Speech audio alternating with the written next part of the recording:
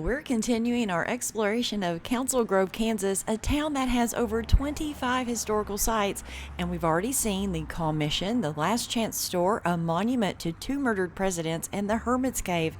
And today we're finishing up our visit, and we're starting at the Seth Hayes home. So we have made it now to the Seth Hayes home.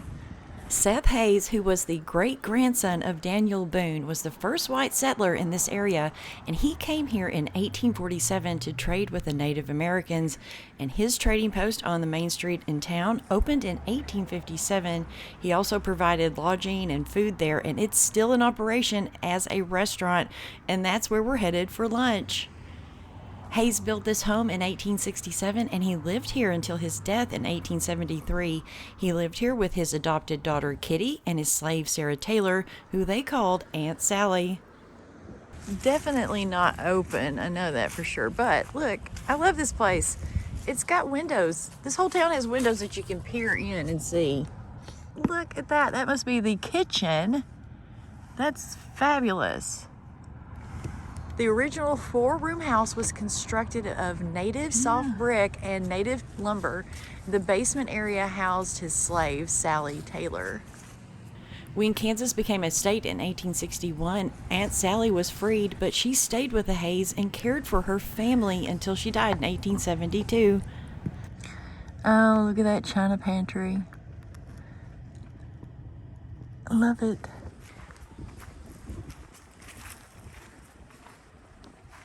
This is looking into the kitchen again.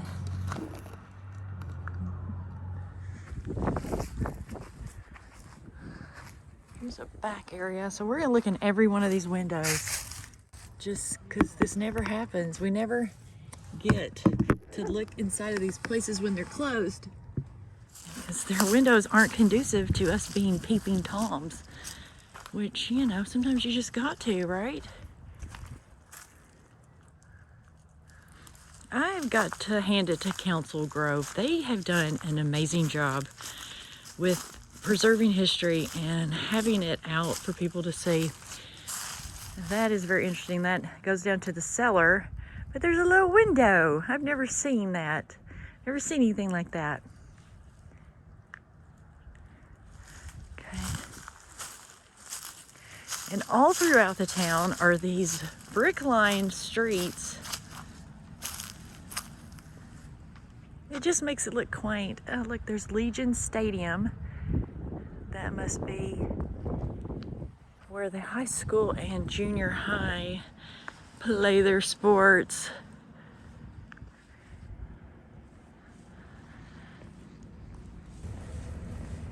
And then they have a statue of Seth Hayes.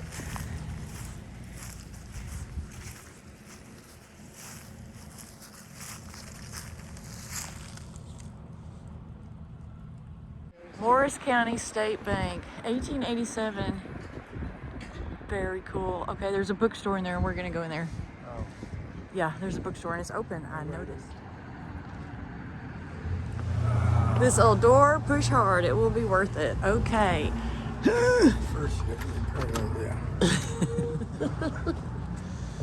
Hello, how are you? Hi. I love bookstores, and I especially love little bookstores in little towns. And of course, I bought something. I got a book on the Santa Fe Trail. The Morris County State Bank from 1887, which has now got the bookstore, which was amazing. And now we have the Farmers and Drovers Bank, 1892. I spotted this old abandoned theater from across the street and I had to run go check it out. It's called the Stella, and I was really happy that there were windows for me to peer into. You know, a lot of these places, they're not open, but if they have windows that I can look in, well, that makes me really happy. You see like a little counter? Maybe that's where you got your popcorn.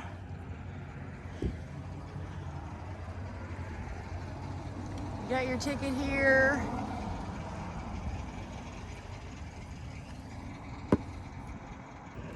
You can't see on this, but it goes a little way and then the floor just drops off.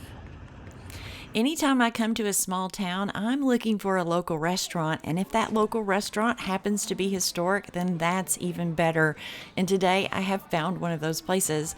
We're at the Seth Hayes restaurant, and it's said to have been in continual use since 1857.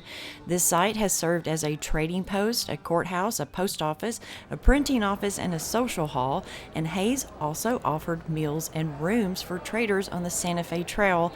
They had a lot on the menu. They offered ribeyes, steak and taters, chicken fried steak, fried chicken and prime rib, pasta and sandwiches, and I ended up getting something not very historical. I got the chicken piccata, and it was delicious.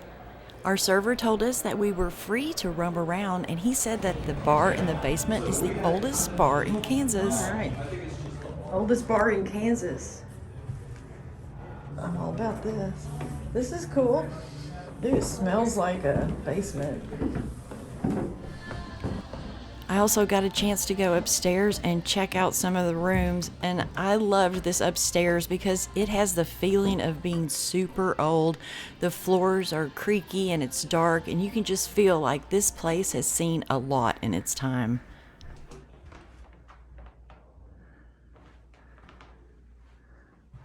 Wow, beautiful fireplace.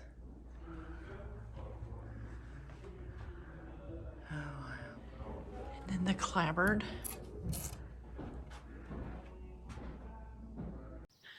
We're coming up here on the Madonna of the Trail statue, and this is a Dar memorial. Madonna of the Trail is a series of 12 identical monuments that are dedicated to the spirit of pioneer women in the United States. The monuments were commissioned by the National Society of the Daughters of the American Revolution, and they were placed in each of the 12 states along the National Old Trails Road, and that ran from Cumberland, Maryland to Upland, California, and this is one of 3 along the Santa Fe Trail. This town has 3 preserved tree trunks scattered all around town, and our first one is called Post Office Oak, and it's kind of cool. This tree is said to have been used as a post office from the 1820s to the 1840s. In a cavity at the foot of the tree, travelers left messages about water sources, Indians, unrest, and other information. This tree was once 80 feet high, and it was 270 years old when it died in 1990. General George A. Custer and an element of the 7th Cavalry camped beneath this tree in 1867. The south portion of this park is part of a 120-acre farm bought by General Custer and Amos Kimball in 1869. Well, that is a big old tree. That is surely true. There wasn't a settlement here in Council Grove until the late 1850s. Before that, this was the home of the Kaw and the Osage. The Santa Fe Trail began in 1821 and ran straight through the Osage Territory. On August 10, 1825, delegates of the United States government, including George Sibley, met with Osage leaders under this tree and signed an agreement of safe passage through the Osage Territory for the travelers on the Santa Fe Trail. The United States government paid $800 in cash to the Osage, plus ribbons, tobacco, calico, and other goods. And this tree, it was blown over by a storm in 1858. So we're at Durland Park here, and they've got quite a few things. We've got a Calibus, and we have a couple of depots, and then a millstone, and then back there you can barely see it, but there is a caboose that we're gonna go check out. I love cabooses. Anything to do with railroads, I'm all about. So we're gonna go check out, well, let's do this right now. Oh, that's the millstone right there. And this is a Buckeye diesel engine. It's from 1932. All right, so we're running out of light and battery on my phone, which happens quite a bit. This is the Missouri, Kansas, and Texas Railway Depot. In 1869, the Union Pacific Railway Southern Branch opened to traffic its first section of railway between Junction City and Council Grove. Oh my goodness.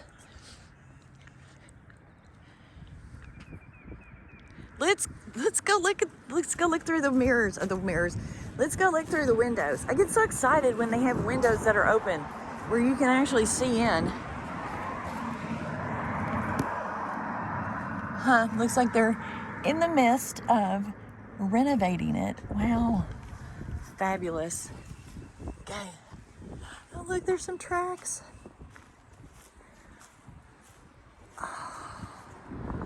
Wow. Look at this place.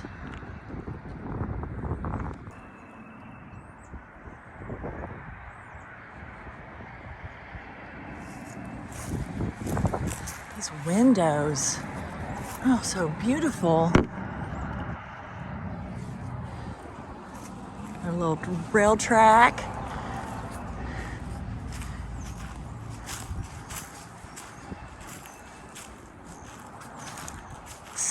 So beautiful.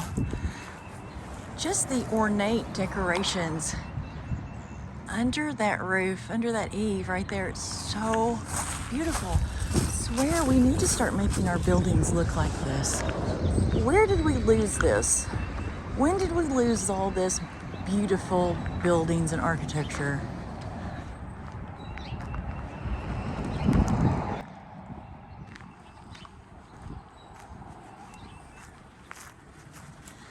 This is Sylvan Park Depot, 1900. So this was built on the Missouri, Kansas, Texas Railroad right-of-way. For the convenience of his wife, Allie, and visitors to the Sylvan Park Ranch in northwest Morris County. This is the last known privately owned railway station, and it was loaned to the city of Council Grove by the Whiting's granddaughter. Oh, so this was a private depot. That's fancy.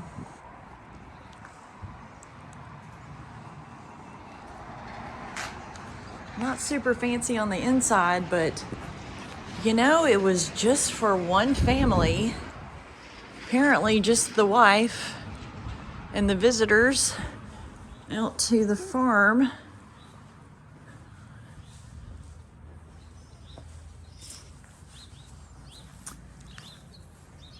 That is very cool. I would like to have my own private depot.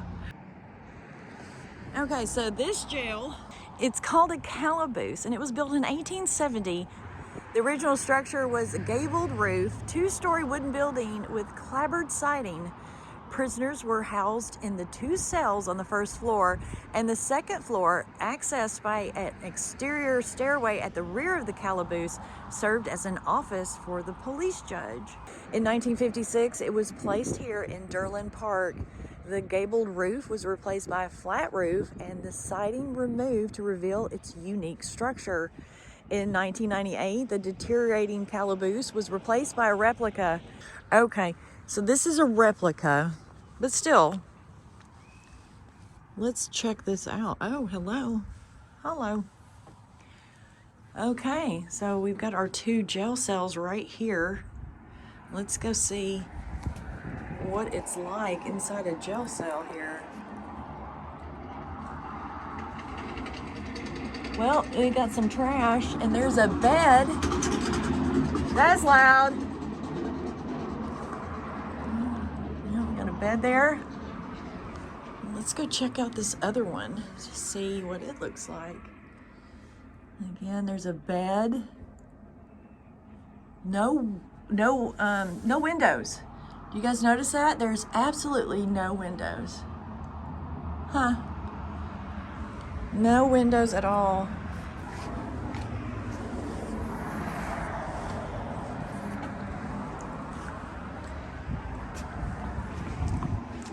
These seem to be the only two windows that are here. Wow, that is cool. Like, I get super excited anywhere I go and I find a caboose. I love cabooses. I love trains. I want to turn a caboose into a tiny house and live in it. Wow, look at this. I'm not sure why. Oh, but look here. We have the Council Grove Mini Railroad.